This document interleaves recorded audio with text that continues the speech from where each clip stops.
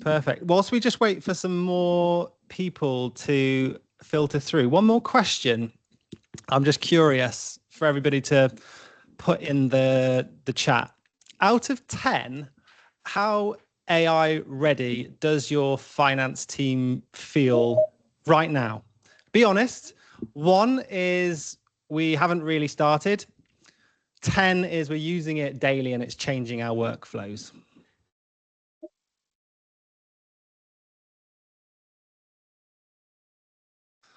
Lots of 3s, 2s, 1s, or 7. Come on, Beth. 7. Goodness. Tom, that's great. 2s, 6s, 5s. 7s. It's good to see more 7s. It wasn't like this at the start. 1, that's completely normal. Lots of people in that camp. 4s, 5s, yeah. It's quite representative actually of what we're seeing in our surveys as well. 7s. It's great to see more 7s. I was going to say we're not finding any anomalies. No, it doesn't look like it. Seems to be fairly consistent with what we're seeing. And I think just to give everybody a little bit of context really on that, like if you've scored but 6 or below, you are definitely not alone. Like we've now surveyed over 650 finance leaders across this workshop series, and where the room actually sits is there are 15% haven't started on AI at all. So I guess that would be the ones amongst you, which is absolutely fine. 75% are experimenting on their own, in their own time. 8% have just started embedding it into workflows, and only 2% are using it across the board in multiple finance processes. So it's definitely hopefully something to give you a bit of confidence that you're not lagging behind. Actually, you're in the vast majority if you are just getting started on all of this stuff. So let me just check, put the speaker view on. There we go. Have we got everyone in the lobby now, Peter? Yeah, we've got 134 and everyone's been admitted. So more coming in. Okay, perfect. Well, we'll just get going. So, yeah, like I was saying, if you're sitting in that category of you're not quite there yet, you're just experimenting, everyone else feels miles ahead. As you can see from the chat, they're not. We're all in this together. The race to upskill on this stuff can feel quite overwhelming, and that's completely normal. I feel really similar myself at the moment, but all it actually takes is just a few small steps. It's the commitment to try. Like every time you sit in your desk, and I'm forcing myself to do this now, and you're about to do a task, just take a moment to pause and ask yourself, can I build something in AI that takes this off my plate next time? And sometimes it's just a 20-minute investment of time to set it up. But every time you do that task again, it's done for you, or at least 90 to 95% done for you. And that's compound interest on your time. One 20-minute build now, and your future self gets it back 10, 20, 50 times over. I think the actual stat, Peter, if I'm right, is what for every hour you invest, you get 5 to 8 hours back. Is that right? Was 3 to 5. Now it's 5 to 8 since last September. Amazing. Right, so let's get going. So for those who don't know me, I'm Leo Hewitt. I'm founder of Core3. We build scale-ready finance teams that hold under pressure and stay trusted across the board. And we've been hosting our Inner Circle community for a while now. We kept hearing the same problem from finance leaders almost on a daily basis, is how do I actually use AI in finance in a way that is safe, reliable, and the outputs are decent? And there wasn't really a place where we could find practical answers to that. There was a lot of blue sky, future of AI presentations. So we went away and we wanted to find someone to tackle that problem head on. which is where Peter comes in. So Peter Beard is an ex-Big Four ACA. He's on the board of the ICAW, and he's now spending his time helping CFOs and FDs put AI to work in finance properly. So today we're going to get into these live use cases. The topic, as you probably know, is cash flow and working capital. So we're going to be looking at real prompts, real demos, stuff that you can take back to your team this week. And the thing that actually really gets me excited about this, as we've done more of these, is it's amazing to see the time saving is real. And you'll see it today if you haven't joined any of these so far. The weight off your shoulders really matters. But what Peter said to me a while back that planted a seed in my brain was AI is changing the role of the accountant. It's changing what a finance team looks like. And it goes from the combination of preparation and review to mostly review, because AI can do 95% of the prep already. And when I reflected on that, I thought, well, that means that the human skill becomes more important. And if it's not there already, it becomes more exposed. And what I mean by that is the ability to translate meaning between departments, the ability to make judgment calls under pressure, to partner with business and drive decision making, to create insight that people actually use. And that's where I get genuinely excited, because it frees up your team to do much more meaningful work, to unlock value where perhaps they didn't have time or capacity to find it before. And if you're a CFO or an FD thinking about your finance team over the next 3 to 5 years, the question I'd be thinking about is, when AI takes the prep off your plate, will the humans in your team have the credibility and the influence to step into what's left? And that's the scale-ready finance team for the world that we're steeping into. So, Peter, if you could share a screen, please. Sure. So before we get into it, a few people asked last time how we could take this further. So there's 2 QR codes on the screen. If you want more AI in your finance function, scan the one on your left. This is a free one-to-one with Peter. It's for CFOs and FDs only. You'll get a proper look at the art of the possible with your finance team, and if it fits, the potential of exploring working together. If you want more humans, that's where I come in, or you just want to talk through what your finance team should look like over the next few years, scan the one on the right for a one-to-one with me. And even if you've got no immediate plans to hire, I'm happy to have a conversation about what scale ready actually means for your team today. So a quick word on the format. We've got 45 minutes for the webinar, then 15 minutes extra at the end for a live Q&A for the people who want it. So you're welcome to hang around afterwards to ask more questions.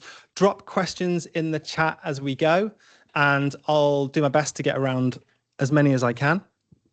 In our first session, we talked through the facets prompt framework for finance in quite a lot of depth, how to set up AI in a way that is reliable, how to handle data security and the governance in tools like ChatGPT and Claude. So we're not going to go back over that again today in too much depth.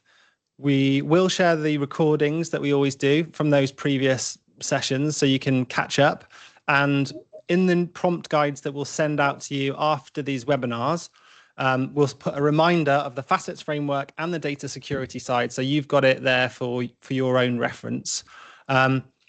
After the webinar, within 48 hours, bear with us, it takes a bit of time to pull the materials together, but within 48 hours, you will get the recordings, the slide deck, and the prompt guide for cash flow and working capital. So you can start using this stuff long after we close the call and hopefully put it in place as early as tomorrow. So without further ado, let's get into it. Over to you, Peter. Thank you, Leo. Good afternoon, everyone, and hope you're well. as you were saying in the session, we're going to be covering AI for cash flow and working capital in today's session. And we're going to go through lots and lots of use cases. You'll have this deck afterwards, so feel free, you don't have to take notes, but it's there for your reference in terms of kind of the things that we've been focusing on. So bit of an update. Today's session is going to cover a few things. So what's new since April in terms of new features, releases, announcements from the big six platforms. We're then going to go into today's demos from a cash flow and forecasting perspective. Just a bit of a recap on facets, just to make sure everyone's kind of from there, really, really briefly. And then going to go straight into the use cases across, and even then comparing them, what does it look like in ChatGPT versus Copilot versus Claude versus the others. Bit of a wrap up, and we'll take it from there. So in terms of updates, what's new since April? So just on this one, today's sessions have been really very focused on making sure that, we hear this a lot with the sort of capacity paradox. I don't know what it can do, so I struggle to adopt it, and I don't have the time. This session is going to cover that. So we're going to break that mold, and this session is going to break that loop.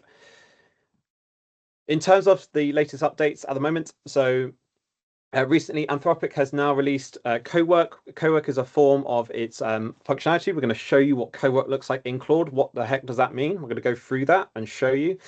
Specifically, also, Microsoft has recently ceased its exclusive relationship with OpenAI. So Copilot is not powered by its own AI tool. It's powered by OpenAI. Used to be, not anymore.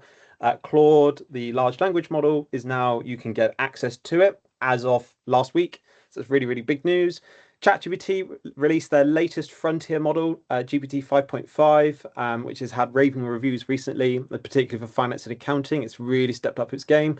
And then added to which, in terms of the wider market, whether that's Gemini, Perplexity, or Grok, a few more features of submodels that are coming out to date as well. And as well, looking at it becoming more stable and more reliable. So go into those. As a recap, so Claude is now available on Microsoft 365.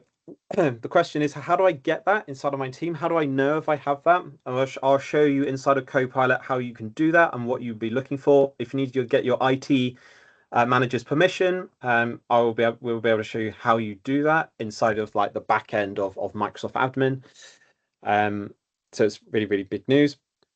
What does that mean in terms of performance? So in terms of the latest leaderboard right now from these benchmarks, so out on the market today, GPT is ranking highly across all domains, across a lot of domains, which is strong. Although you'll know that intelligence is just one variable; it's one lever that we pull. There are other levers that pertain to us as well that matter. A really useful analogy of that is, so we just looked at here in terms of benchmarking. So we can see here at top of the index is GPT 5.5 as of this moment across 20 academic benchmarks. However, intelligence is really just treat the how smart is the model, the performance of it, and the performance is really the engine of the car. The car is the AI platform, but it's not just the engine that we care about. It's also about the context. So how big of a task can it handle? Treat that like the fuel in the car. And then also the latency. In other words, the how late or that lack thereof, the speed of that model as well. That's important to us, as well as all the creature comforts inside of the car. The safety features, the seat belts, etc. The air conditioning. To put the analogy forward, that's what we're really interested in. Whether that's MCP connectors, whether that's looking at how can it connect to my accounting software. There's differences across the board between the big six platforms, which is a reminder are ChatGPT, Copilot, Gemini, Perplexity, Grok, and Claude. Those are your big six. Just a couple of questions on that, Peter. People are asking with Claude, is it now as good in Copilot as it is if you're just using Claude on its own? Really good question. So functionally, it has an engine which is 2 generations prior. So Claude has Opus 4.7. So Gen 4.7. Copilot has Gen 4.5. Now, there is a bit of a difference. So it's a little bit less reliable in terms of you say, I want traceable formulas inside of my workbook. It's a bit more hit and miss, previously. Hence why I said sort of last September, this big step up to 4.7. But also that's just the engine. Claude has other functional features inside like Cowork and connectors that Copilot has less robust of. So they're catching up. They are catching up, Copilot. Do you have to have a Claude license to get it within Copilot? No, you don't. It is baked within your existing Copilot license. You just have to do your IT configurations for it. Nice one. Great. Okay. So just based on that as a summary, yeah, it's intelligence one variable, context to the other, and latency, how quick is it when looking at it. The main thing, context is becoming more and more important, so that you can handle those really big tasks. Think forecasting for 50 entities, group consolidation, full end-to-end annual reporting, which might be 200 pages in a PDF. We're really talking like large tasks now. Million tokens is kind of currently the largest size. What does that mean? Roughly about 100 pages of rich PDF, or about 10,000 rows in Excel by about 20 columns is the total context it can hold in its head before it starts hallucinating or before it starts just failing at the task. So I know Leo said, we covered facets quite a lot recently, so I just want to give a quick recap. What is this? So your experience of AI is highly correlated to how you talk to it and the buttons you press. Fundamentally, those are the two key variables as a user. How do we talk to it? So you'll hear a lot of frameworks, you'll hear some general frameworks out in the market, and how do you talk to it? Am I just more chit-chatty? So Facets is being developed by us with the ICW. So it's the ICW's official framework, or the governing body for this. And so this has been tested over thousands of use cases, thousands of times of use cases, hundreds of use cases within there. And this is really to make sure that when we do that, it turns something bad into a good example, which is for finance and accounting. This gives us the reliable, safe outputs and trusted outputs that we need to be able to do that. So as a bad example that we might see is just build me a 13-week cash flow forecast for my company. It doesn't tell us that the workbook, it doesn't tell us, what is the cash flow, variables, assumptions, doesn't say any of that, doesn't tell you the business context, doesn't give any source files. And so with a good one here, we just want to really break it down to task, audience, context, examples, format, and sources. You can get all 6, you're golden. And we'll show you what that looks like in the use cases. Added to that, there's a couple of other things as well. So on top of Facets, we really want to make this thing a key barrier to AI in the past not being good enough for finance and accounting is it created hard-coded or manual values inside of Excels. That's no longer true. They are fully traceable, but only if you ask it to. By default, it doesn't. So you have to tell Claude or ChatGPT or Copilot, when you do it, we want fully traceable formulas. Validation checks, so pass fail checks to make sure the subtotal is equal to total. There hasn't added or deleted or manipulated any of the data inadvertently. And then work paper structure, making it so that the test is, if your auditor picked it up, could it pass the test? That's really your litmus test. From that perspective, it needs to be able to pass that level for you to get comfortable with it. These are the standard instructions, so you'll have these as a deck. I'll show you what they look like. We paste this on top. And the whole reason, as we were saying, is it gets us down. But that Facets framework allows you to save that significant amount of time rather than having all this back and forth and back and forth. You can just say my Facets prompt, which is loaded. Outcomes are deliverable. I review it for 10, 15 minutes and my workflow's done. I might have a tiny tweaks and edits, but substantively, I'm there with my task, seriously cutting it down. So in today's demos, we're going to be demonstrating plenty of use cases. Just to set the scene, we've been doing one which is a fictitious company that's got Excel data sets and overviews and the real kind of things that you'd see out of SAP export, accounts receivable, accounts payable, raw files that we're using, like you would see in your business, and also a real business. So in this session, we'll be looking at Rolls-Royce as an example of how that could be used for their finance and accounting and what that looks like. So in terms of our use cases, we've got a lot of, in terms of 4 things, we're going to go through them end to end, show them what they look like. So we've got cash flow modeling, working capital analysis, treasury, which we know can be really tricky, especially when dealing with Forex and derivatives, liquidity, and some bonus use cases as well. So let's get into it. The first one is all about a 13-week cash flow forecast. So what I'm going to do now, Leo, is stop sharing and then reshare my screen on Claude.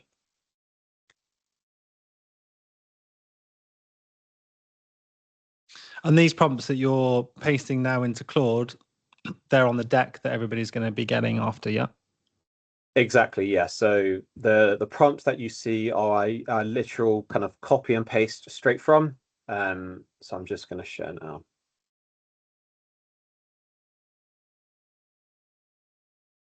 Let me know if you can see that. Yep, got it. Perfect. Okay, so this is the 13-week cash flow forecast. So build that forecast from receivables, payrolls, and payroll, and upcoming known recurring items. Who's our audience? It's for the CFO. Weekly cash review. Audience, just be mindful of for per the ICW, we don't say act as an experienced CFO, act as a super duper financial analyst. It's too subjective. It's not professional. It doesn't fit within our ethical code. We just want to be objective, no ambiguity. Be as factual as you can be. That gives you the reliable outputs. Our format, so giving an Excel with a tab breakdown with our context, what the business is, the sources, and then our validations. So with our traceable formulas, validation checks, and our work paper structure, as you saw. Within there, it's then saying, okay, our facet scoring, we'll come on to this, is that we can now have a facet. So rather than you having to write the whole thing out, you can just say, build it out for me. Anything that's missing, it will say, yep, it's present, it's passed the check, that's fine. It's going to build it, and then all the way through producing that 13-week cash flow forecast with our facets down below. And so this is it to the right-hand side. This is our Excel working paper. Let's take a look. This is a preview. You can play around with it as a preview. But what we can do is download and take a look. So let's do that. In summary, what have we asked it to do here, Peter? Asked it to produce a 13-week cash flow forecast. So given your current outstanding debts, outstanding payables, what's our cash going to look like in the next 3 months? Great. So let's have a look. So on the first tab, it's produced for us the procedures performed. This is our audit trail. So we said, look, it's obtain the accounts receivable, it's obtain the accounts payable, it's obtain the payroll transaction listing, set the forecast horizon to 13 weeks, it's documented the assumptions, it's then looked at the inflows, it's then given an outlook of the results, and then specified which tabs that is on. Quite nicely as well as it's put it in a nice format. It said, this has been prepared by AI. That's important. The date, the time, who is the human preparer, human reviewer, refill that in. But it's important that, we don't have to hide away from the fact that it's being prepared by AI. That's absolutely fine. That's expected now. It just saves that time. So let's keep going in. So as a reminder, this took about 3 minutes for Claude to produce end to end when we gave it the context. So here's our model assumptions. So we've got our sales channels for the business, forecast drivers, collection rates, assuming, are we going to collect all of our sales or not? What percentage of our suppliers are we going to plan to pay in the next period? Any new sales we think we're going to come through? Any fixed expenses from a rent and finance costs? And then straight in, we then have our 13-week cash flow forecasts throughout that period. And you can see here, this is what we mean. We can see fully traceable formulas. And, to do that manually would take you, hours to be able to put that through, across the board, making sure it works properly. You can then see from there, if we want to verify that, we can always do control and left square bracket. That tells us, oh, it came from the source data tab. That's a really good sign. We know it's been coming from the right place.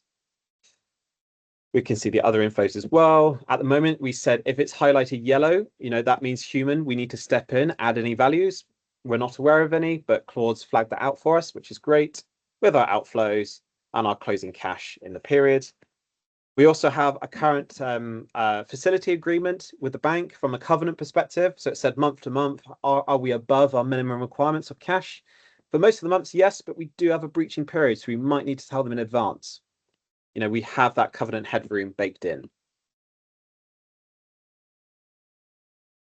We can then go further deeper into here and saying, look, here's our weekly breakdown with our inflows and our outflows. Inflows by sales channel, so business B2B, work from home, direct to consumer. Our bank governance, a bank covenant saying what's our closing cash and what's the minimum. So, you know, we've got a loan payable. We've got to keep it above that threshold to keep the banks happy. So we'll have to inform them if we think that's going to be accurate. Our source data. So this is the original data that we gave it. And then this one, this is your gold dust to make sure that you're comfortable with the working paper is validation checks.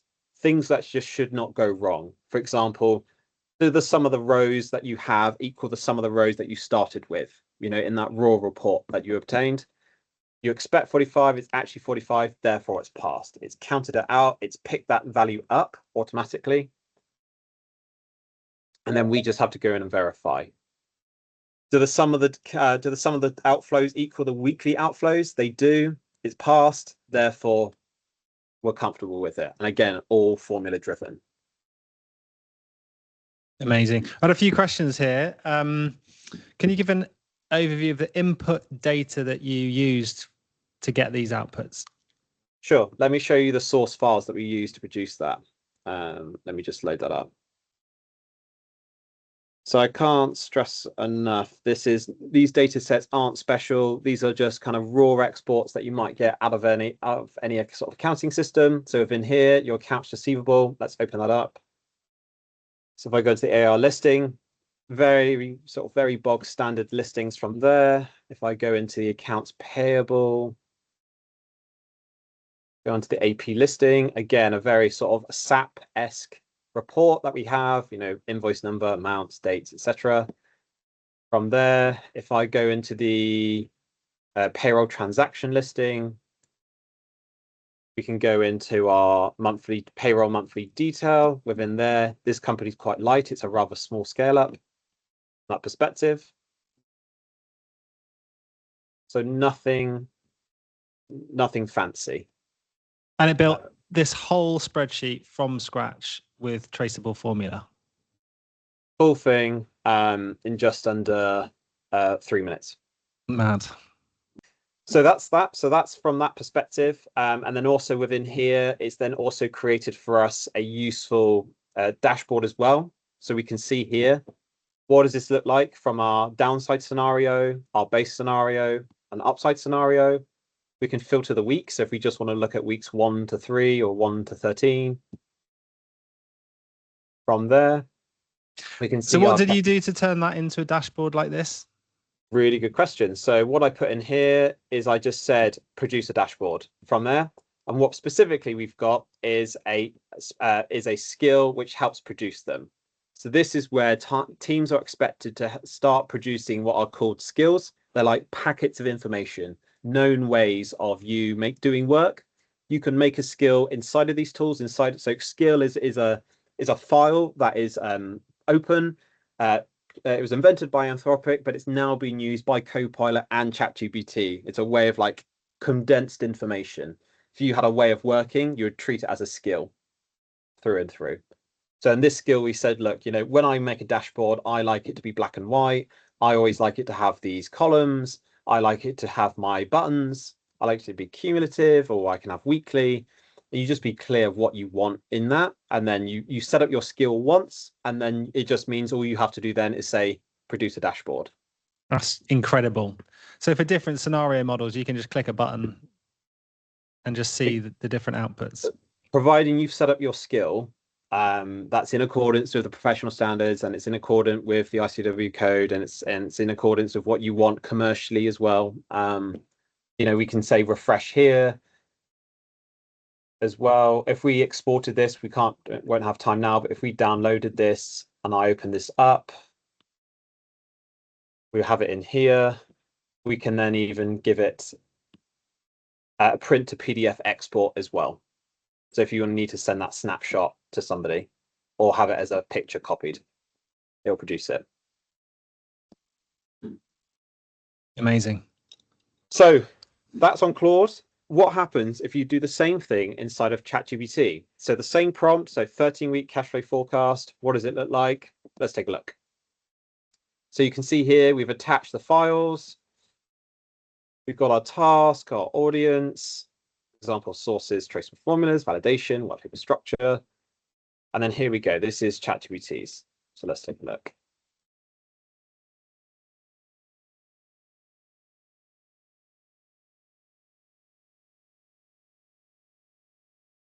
process through that.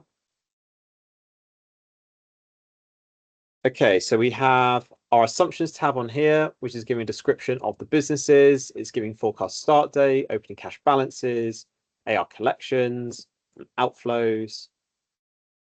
In terms of the weekly cash flow forecast, we can see that here from a direct to consumer opening cash balance. Interestingly here, we've got some formulas. Something's not been quite picked up, so that's okay. We can just highlight that yellow. It might just be it's slightly off coded by one row, so it's just not picking it up, but we can check that very quickly within there. So we got our source, our category detail, our bank covenant check. Interestingly, you notice here from exactly the same prompt, this one shows that actually this business is going through breaches consistently with only 3 OKs at the end. So you can see here just of how, in this scenario, it's come up with different assumptions. And so what's really important is that we own the assumptions in these work papers.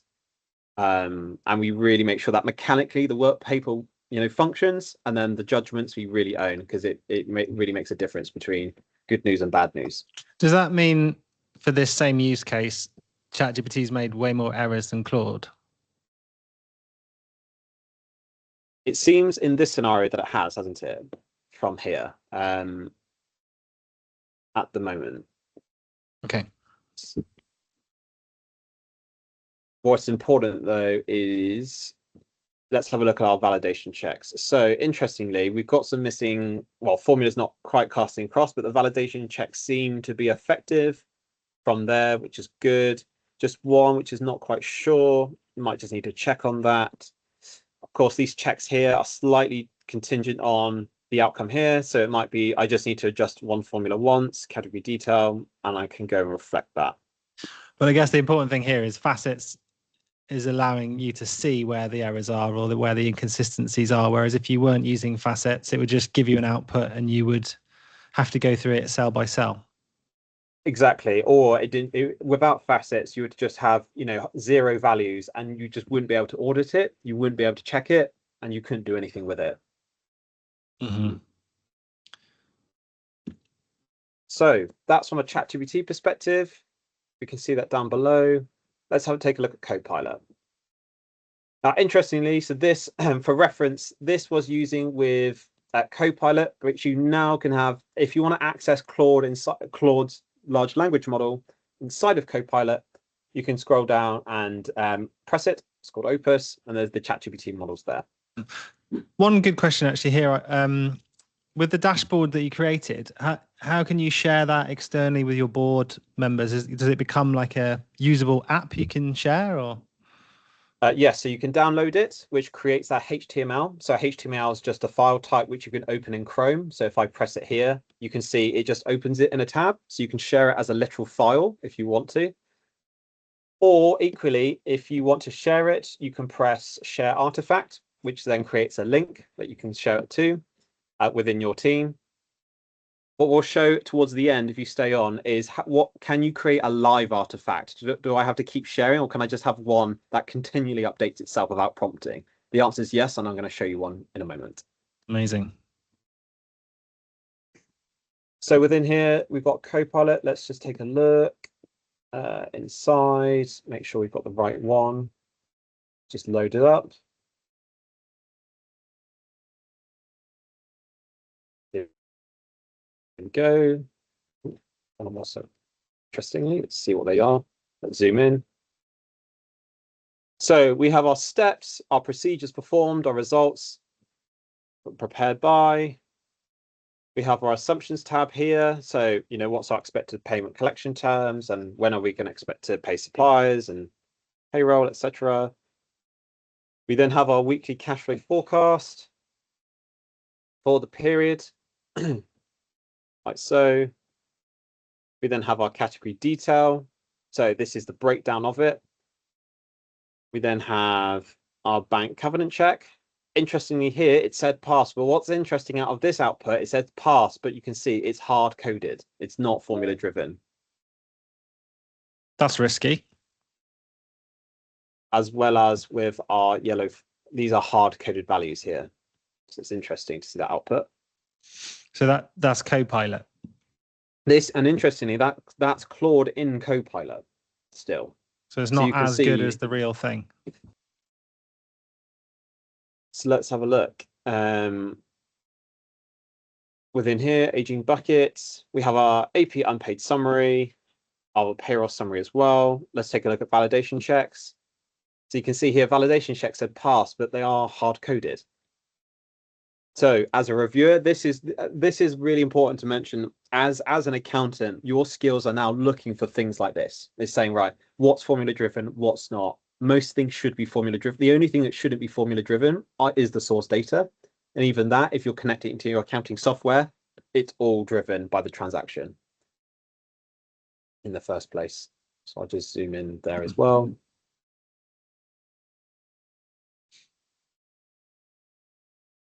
So that's within the comparison. Let's take a look at the next use cases whilst doing that. So just looking at time, Peter, we've probably got time for one more end-to-end use case before we open up to questions. Okay, sounds good. So within here, let's have a look. We've got indirect cash conversion cycle. So how quickly does it take from order to cash collection for us to collect our money? We can see that in here. Let's take a look.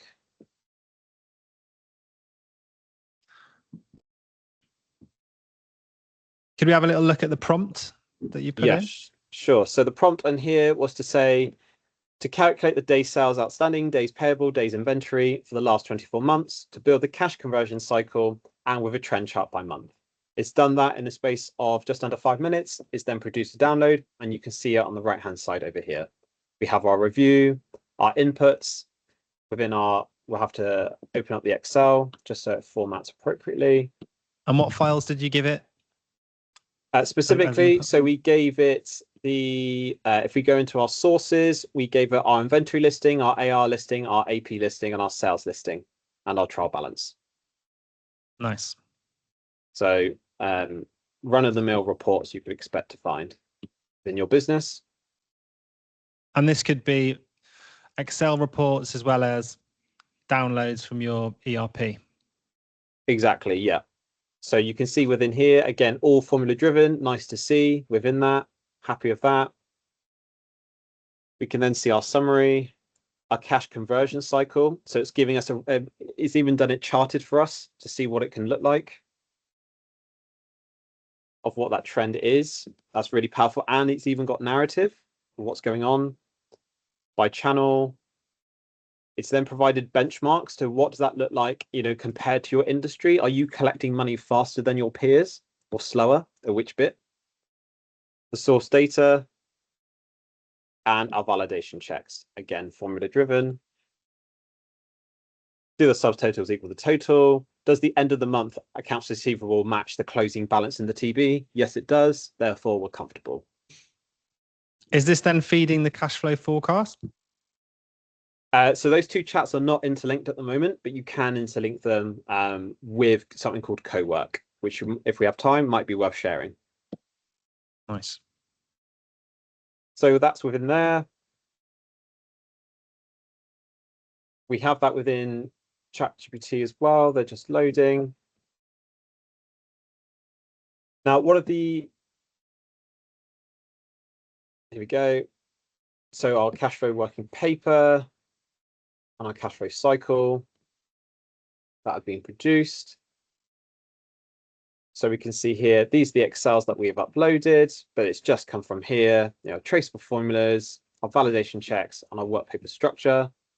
It's then produced that out, looking at what your debtors, creditors, purchase, inventory is looking like through that period. We can make it bigger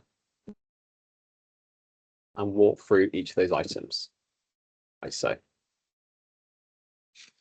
had one good question from someone in a smaller company. Do you need an enterprise version of Claude to be able to manage this? Because it seems to be constantly running out of tokens when you're asking it to do quite big tasks. Really good question. So at least, so they typically have all of them typically have 3 packages, 3 tiers, free, team, and enterprise. For finance and accounting, team is sufficient. So team or enterprise, you need to have that. Basically, yes, it is a question of you do hit token constraints. You do burn through your usage. What we find is you might, for example,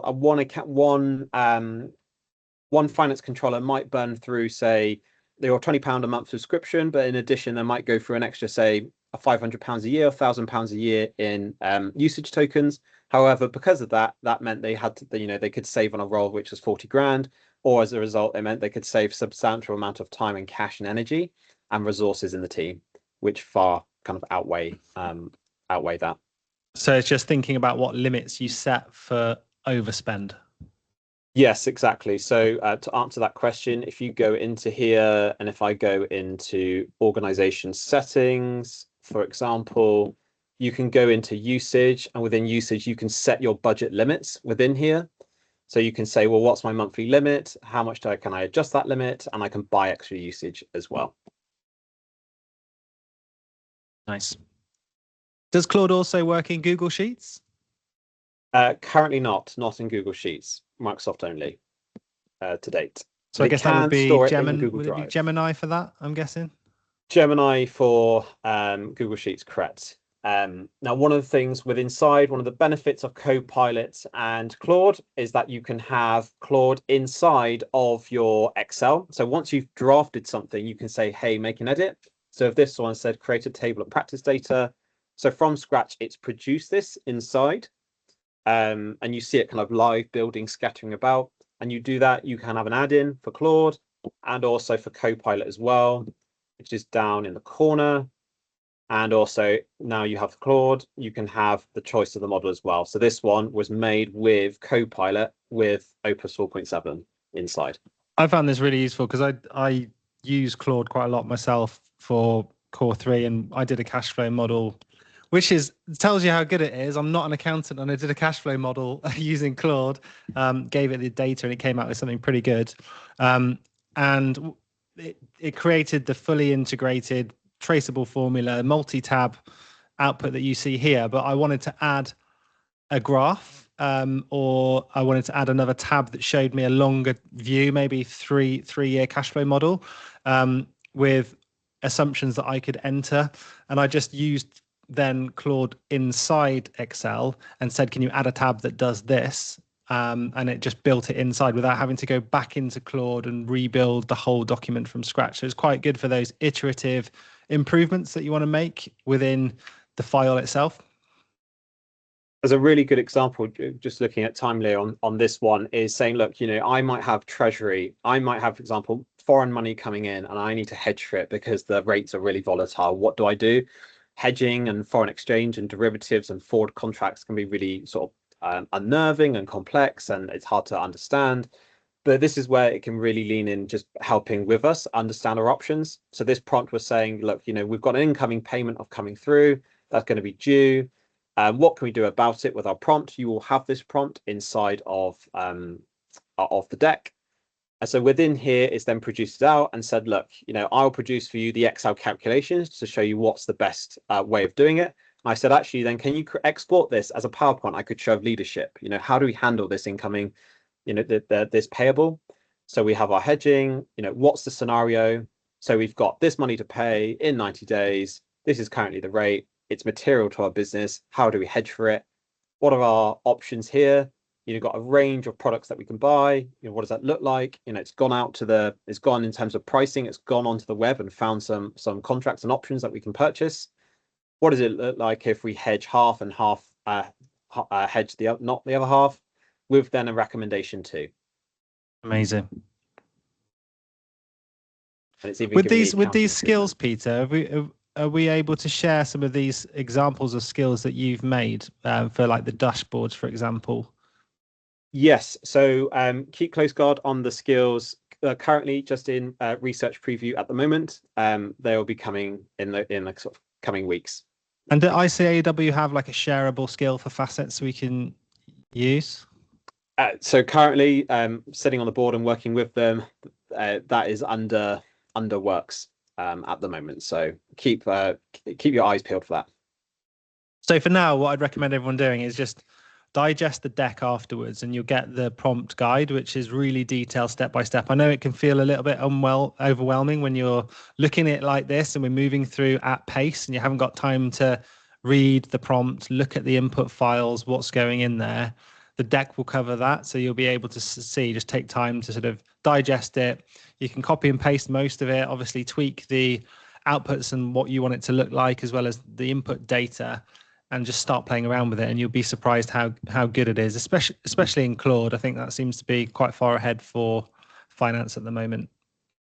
Which, just as honouring my final promise on this, one of the special things is something called co-work. Now, Copilot is also introducing their own version of co-work as well, and ChatGPT is too in the coming weeks. And so one of them here is saying, look, here's Rolls-Royce as an example. What the prompt is, we have a big new contract coming in. How would this affect our business? What would that look like? And so we can submit that inside of co-work. We can create what's called a live artifact, a live dashboard inside. So what we can do is we can actually open it in Google Chrome. It's going to open up that tab for us. And inside, this is a fake contract. It's not real, just to disclose. It's just pretend. But with inside, you can say, look, here is currently, what's the impact? Here's this new contract that's coming in. This is how this new contract might affect our revenue, our backlog, how it might affect our costs and our margins. How would it affect our stock levels? This is a long-term service contract, so providing parts and spares. How does it affect our debtors, our suppliers, our balances? How does it? Here's a walkthrough of our working capital by year, our cash flow, and what that looks like. And even nicely here, it's then said, look, if we want conservative, how does it change? Base case and aggressive, and then balance sheet as well too. This is like Power BI quality output in seconds without the need for Power BI, pretty much.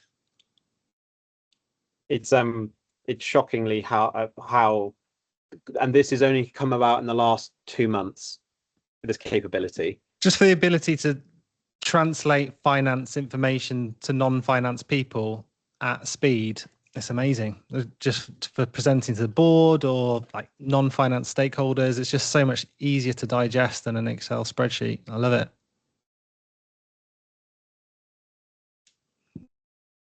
Great.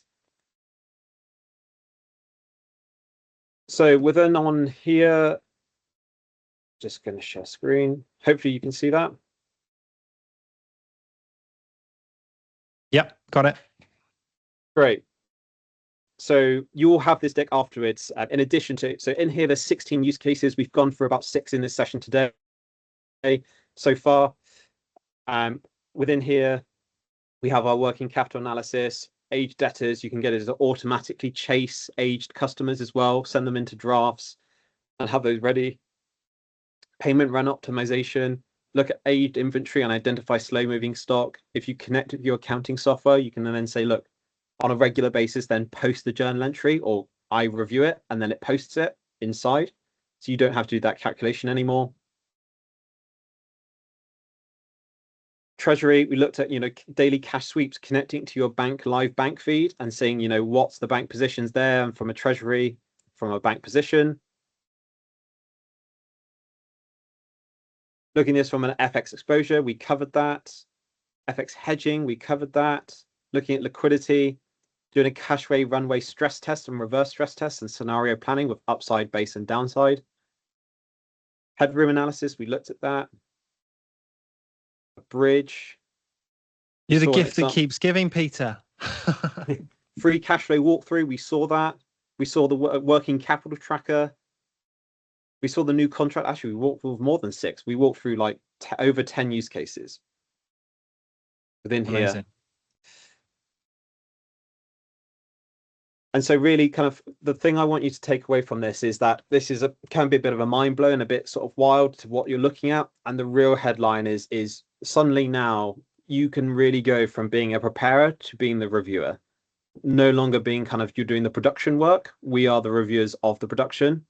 And being able to look at that and edit and make those final tweaks and edits so we can really free up a significant amount of time. with this, and I've been seeing this with dozens of finance teams, deploying this into their businesses and deploying this into their practices as well. Once you have your skills set up and your project set up, which takes some time to document, but once you have them there, you can rinse and repeat, and you've locked down a month-end task, 12 times a year. It might take you 50 hours a year. You can lock it down in less than 2 hours annually then. Amazing. Amazing.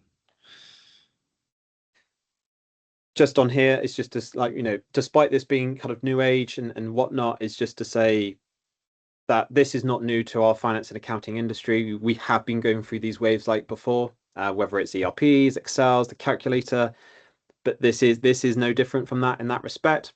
But it's just the size and scope of how much this can do is what's different about the previous developments in our industry. If you're unsure of where you stand today, it's great to hear sort of 0 to 10s. We can use that from here, sort of not started to natives. If you're, depending where you are, so if you said you're a 6, put yourself as if you said you're a 6, put yourself as a 3 here or whatnot. If you're a 2, put yourself as a 1. Have a look at what your next step might be putting this into your team. And really what you want to do is, by the end of it, is build up your register, build up your use cases, get them ranked, have those picked.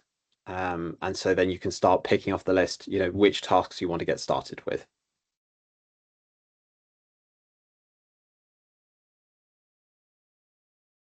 So in terms of today's takeaway, you'll receive this deck. You'll also receive a full use case library as well. In terms of 30 prompts that's specific to cash flow and analysis, working capital and liquidity. Recently as well, we attended San Francisco Stripe, which was a key event with OpenAI and Anthropic there. So we'll share a debrief as well around kind of what happened there and the real latest developments in the market. You had front row seats to Sam Altman, I hear. Front row seats, yes. No, front row seats. And it was very profound to hear. He released some special. He was talking about some really kind of hot off the press stuff that hadn't even made it publicly yet. So if you want to know more, if you want to be at the real frontier, have a read of that deck, of that debrief. Amazing. Perfect. I think we've just got a few more questions to run through. So for everyone still here, thanks for staying. I think we've still got 132 people with us, which is amazing. We're going to open up to some questions now. We're happy to hang around for another 5-10 minutes as well for any of you who have got burning questions. But if you want to dive deeper, here are the meeting QR codes again. If you want a one-to-one with Peter, again, this is for CFOs and finance directors. So you get a free one-to-one, half an hour just to explore the art of the possible. If you want a meeting with me to discuss the future of your finance team and the skills needed for where we're going, feel free to scan and have a chat with me directly. So let's get into some questions. Right. We can stop sharing the slide deck now. So, any recommendations on how to learn expert skills fairly quickly, i.e., we have the data sets and can then experiment with prompts, etc., especially because it's so new? So how to develop the AI skills? Yeah. If I'm reading that right. A really good question. So your first thing to start with is you have to become, if you want to get up to, it's all about speed with this. And if you want to come up to the frontier quickly, your team has to become quite obsessive users, and the tone from the top really matters. You have to carve out time for the team to be able to do it, and not only carve out the time, but actually encourage them and say, look, the common one we've been seeing is on a Friday morning, you're going to be spending time playing around, experimenting with them, making sure that you give them the safe license to be able to explore and play, not just a free tier, because that encourages shadow use. We don't want that. Do get that business or enterprise license. In terms of specific training, if you're unsure where to start, do give me feel free to reach out. There's plenty of resources that we support with from a training perspective as well. So bringing you up to the frontier, front of the envelope quickly with that. As well, the ICAW also have something called the GenAI Accelerator Program, which is for ICAW members, which is a free learning program to be able to kind of get upskilled. The first course is free of the 8-course program. Nice. We had another question. with those two working examples you did earlier with the, I think it was the cash flow forecast and the age debt analysis, how could you get them to speak to one another within, I think you mentioned, was it co-work? You could get one to feed the other? Yes, really good question. So you can absolutely do that. The way you do it is if I just share a screen real quick. If you can all see that.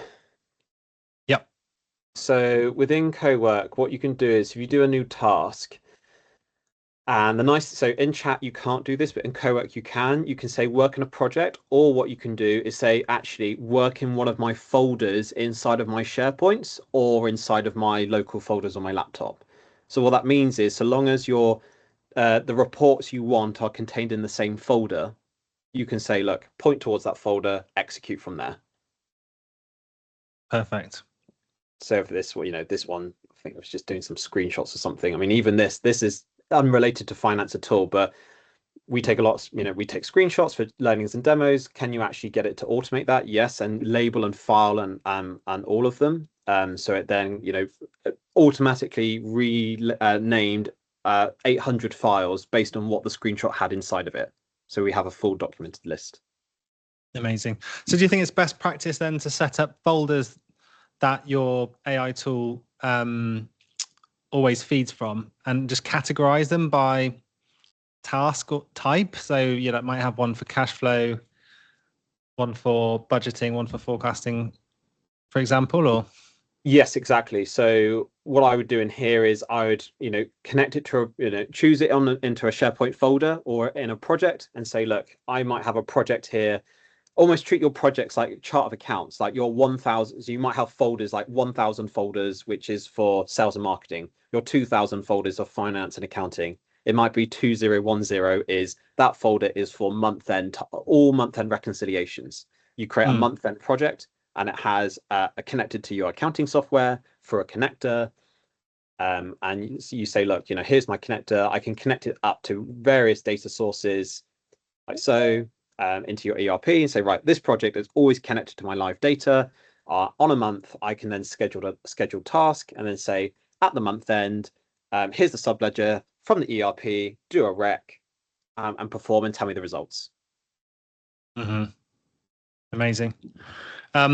So another good question. How would you, if you wanted to build up almost a knowledge base for your team of these prompts, that then can be shared so that your finance team are using them the right way? How would you create that sort of prompt library almost? Really good question. So this is a bit of a people transformation as well. Your first step is to document what you do today. Now, those who are audited in this room, your auditors will have that process documentation. They have to. But what you'd want is you want to have what do you do written down so that these tools can replicate that. A really good way of doing that is if you hold a Microsoft Teams call which is recorded and get the transcription from that, you can just say, look, hey, ChatGPT, from this context, can you turn this into a process map? Can you tell me what our processes are based on the chats? The main thing is you just need to kind of give it the context. It's all about context. It really is. Mm-hmm. Okay. One burning question, which we always get on these sessions, is data security. What can and should be uploaded to LLMs, and what safeguards should we ensure are in place? And is turning off the ability for them to train on your data enough? It's a good question. So we could talk about this for hours, but fundamentally, there's three things that you're looking for. Is the data security piece. That's the first one. You can answer that pretty quickly. All of these major platforms have what's called a trust portal or trust center. This is what your head of IT would look at. This is how you get comfortable. This is why it is a green light for use of finance and accounting now. Does it have GDPR? Does it have ISO 27001, 42001, and SOC? If it has those, that's sufficient for finance and accounting within there. And this is where you would obtain these reports and say, look, I need to have my controls report, my SOC report. I can obtain that from them. I can then have that on my file and say, look, we've reviewed it, we're comfortable with it, but we have to actively, if there's a problem, we can flag it. And the other one is facets is you also want controls around using it. So facets is in some respects a bit of a control. It's controlling the quality of the outputs and the outcomes within there, but also hard controls. So soft control is like, how do you train your people? Are you talking to it in a professional way? Your hard controls are like the literal, make sure that somebody in sales can't see the chats from payroll, which is all about how you configure and set up the platforms, whether that's ChatGPT, Copilot, Claude, Perplexity, Grok, Gemini, etc. Perfect.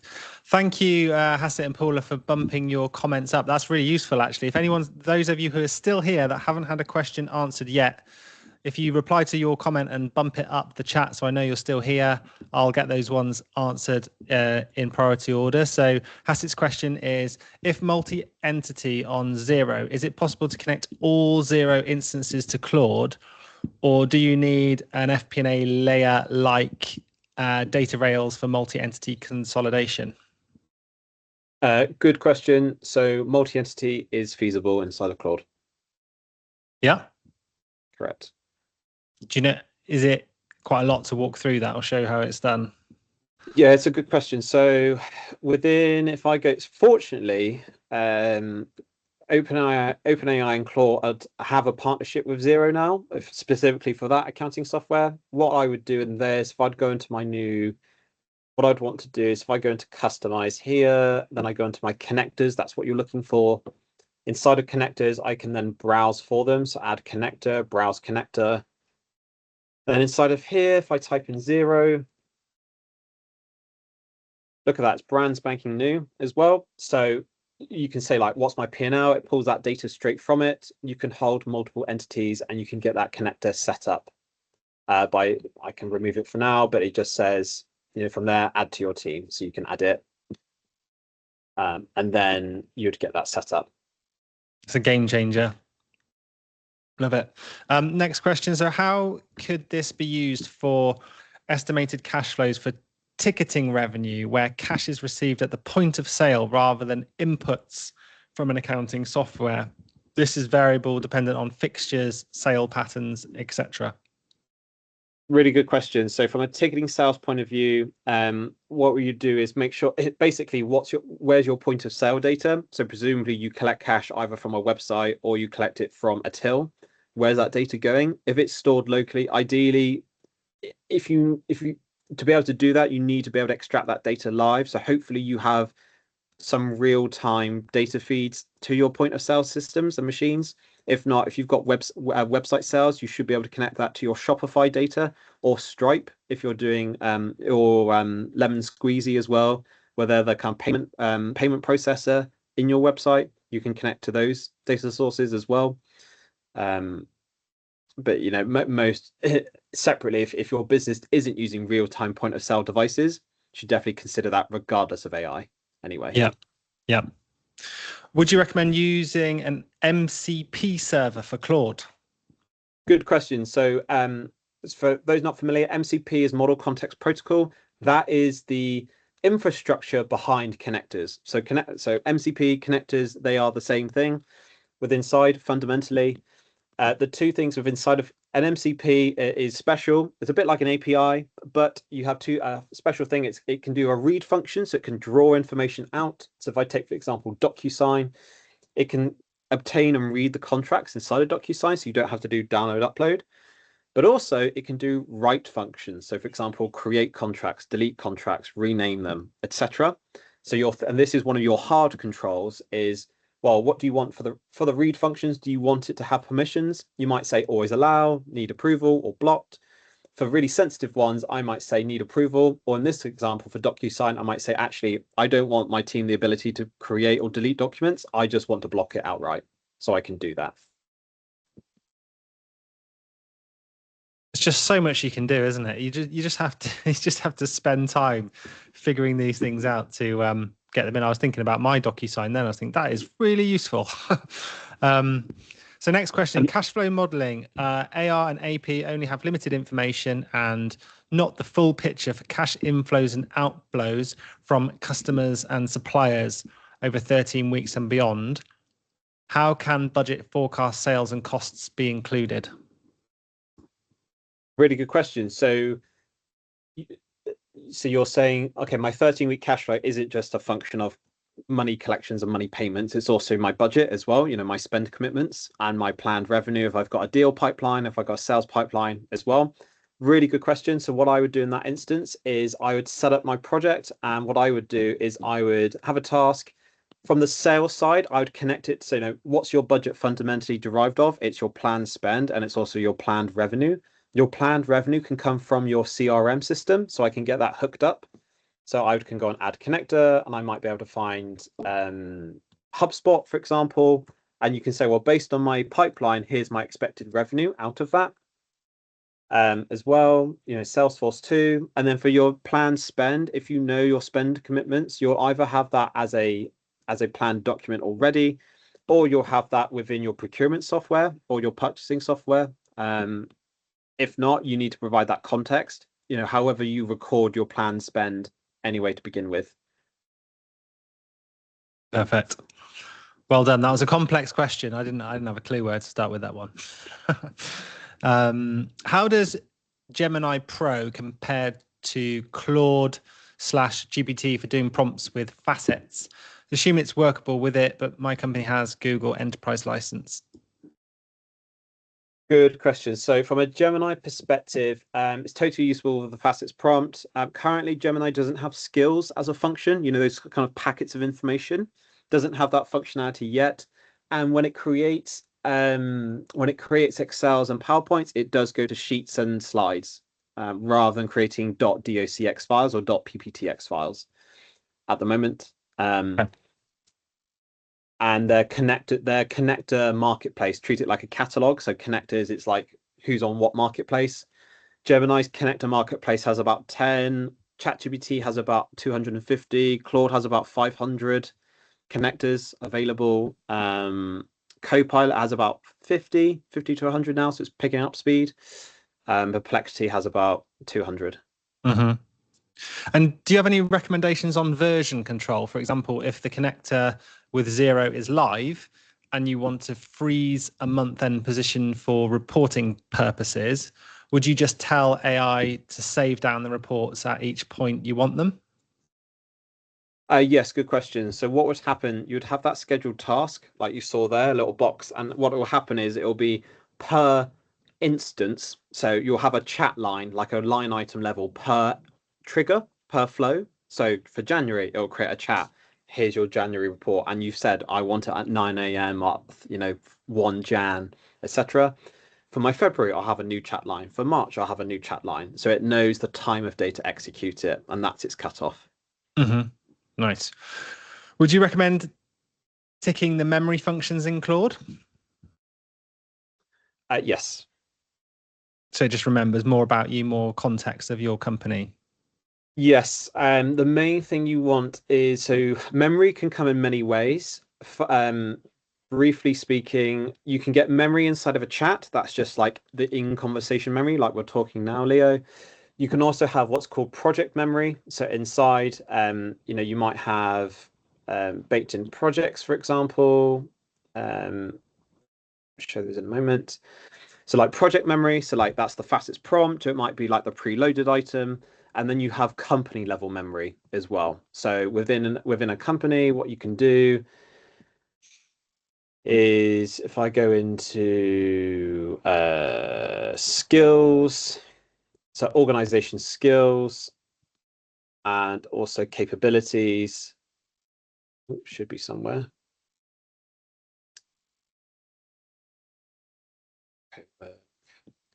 They always move around, don't they? They move around. Anyway, there is a place where you can set top level memory for the company. It's like, this is our business, this is our legal entity number, this is who we are type thing.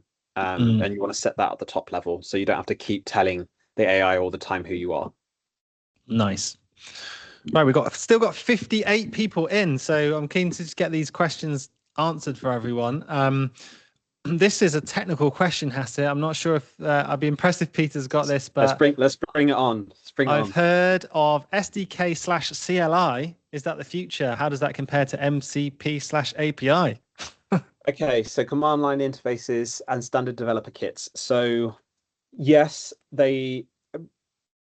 Okay, so yes, they are really, really strong at the moment. You might have seen this particularly with things like OpenClaw, for example, or using like ChatGPT Codex or Claude Code as an example. Really, really functional. The reason why we're seeing very low adoption for finance and accounting is because its user friendliness towards non-engineering orientated people. Fundamentally, those tools are designed for what we call the dev teams, who are developing products. It's a bit like saying, what percentage of it's, I was going to say macros. It's not even, it's beyond macros using those interfaces. It's a bit like using your own terminal to create, Excels and documents, etc. You can, but most people like to press buttons rather than typing kind of heavy coding. Even if it's still agentic coding, they still, want a place that's more plug and play, rather than be. And also, if it's too open ended, it also challenges your control framework too. Your CLIs and your SDKs are very open ended, fantastic for development, but for finance and accounting, where we want good control, it's a lot harder to obtain. Mm-hmm. Yeah, I mean, I can vouch for that. Been building my own OpenClaw in my spare time, and I ended up down a deep, dark rabbit hole, coding lines into my dashboard, and using $200 worth of Claude tokens in a day and a half. So it just gets very hungry. But with artifacts, I think Monica had a question on. Can you just show us once more? How do you create that live artifact? Sure. So just to be clear, artifacts can come in two ways. So within, for example, Claude or ChatGPT, you have the web version and you have the desktop version. So that's like an app, a literal app, like you have Excel on your bottom bar. The most capable is the desktop. That's where it can access your local files and whatnot. But anyway, so you have artifacts here. You can create ones out of them. These ones are the static artifacts. We want to look at the live ones. So to be able to do that, I have Claude Desktop. Within Claude Desktop, you have your chats. Your chats do synchronize between each other. It's exactly the same. But within CoWork, you have something called live artifacts. I can create one. This one's the Rolls-Royce working capital one. And so within here, this is what it looks like. This is it currently. If I want to edit the prompt, I can go into it like so.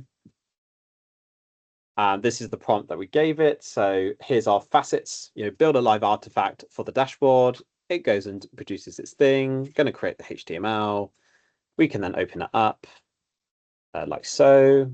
So then what we can do is then... What did you ask it for to make the dashboard? Does it just create a dashboard for this? So build a live artifact for day sales, days payable, cash flow conversion cycle, working capital, uploaded as your format, so a live artifact with inside your context. So this is what Rolls-Royce do. We want the dashboard to auto detect the next quarter. So it's picked up from Rolls-Royce is a PLC. It's got public financial data, so it doesn't need to have any attachments. It can just find it off the web from that point of view.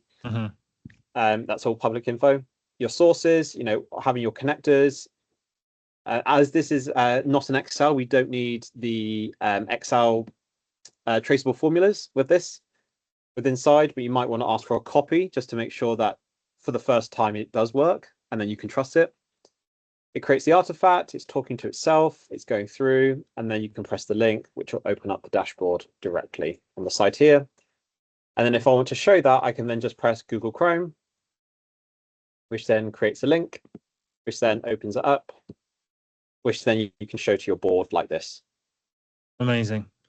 And I guess if you've already run through the facets framework to get the Excel file and you've got that rocking and rolling, could you then just say, right now, turn this into a dashboard for me without having to do a whole nother detailed facets framework? Or would you recommend doing another detailed facets prompt for the artifact? It's a really good question. So if you're doing it within the same line of chat, we typically encourage that. It's a natural, you think about the workflow. What's your workflow? It's right, I make an Excel. What's your end ultimate output? Is it that you always make a deck or you want to, in which case continue that thread? So create the Excel that grounds it to make sure that the formulas if I went straight to dashboard, it would be a little bit more cautious of the numbers. at least with an Excel first, I know, okay, it's grounded in the numbers. I can see it. I can audit that. And then say from there, convert that into a dashboard. Then you can just do a very quick, okay, these two numbers agree. I've already audited this mechanically. These numbers are popping through. That's fine. Awesome. Right, last question from Tracy. So when you connect Claude to Zero, how do you see it in Zero to use? Plus, it doesn't seem to let you connect more than one entity. Interesting. So was that similar question from the multi-entity? Is this separate question to that? This is a separate question. From my understanding, you can't see it inside Zero, can you, Claude's output? It's just more how it connects. So you can get two ways of looking at it. You can have looking at Zero inside of Claude. So what does that mean? It means you can say, pull out for me the current latest sales transactions, pull through that info. I think if you type in if you just literally type in Claude Zero within here, they recently announced a partnership about it, and you can do multiple entities. You turn into multiple accounts to be able to do that.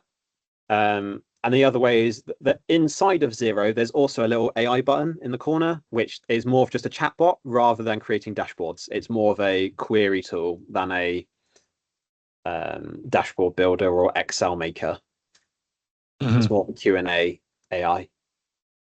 Okay, cool. Can you connect more than one entity from Zero? Yes, you can. How do you do that? It's a good question. By going in your connect, I'd have to show, perhaps when we know they don't have enough time, we'd have to show on here how you'd get those connectors. Basically, what you do is you press connect, it then takes you to the sign-in page of your company. You sign in, and then it will show you your entities that are in the dashboard, and then you select which ones you want to add in. Okay, perfect. Well, hopefully that has answered all the questions. Thanks everyone for hanging around, and hope you found it useful. I still find these really, really useful. I'm using it every single day. So I hope it will just take a bit of weight off your shoulders and open your eyes. But number one rule is just start playing with it. Just spend a little bit of time. Every time you get to your desk and you think you've got a task to do, just think, can I build something in AI? Go back to the facets framework, play around with writing some prompts, and start seeing results straight away. So hope it helps, and we'll see you guys at the next one. You'll get emails on when the next events will happen. We do these monthly, so hopefully see you all soon. Thank you all. Have a great afternoon. Cheers, guys. Bye.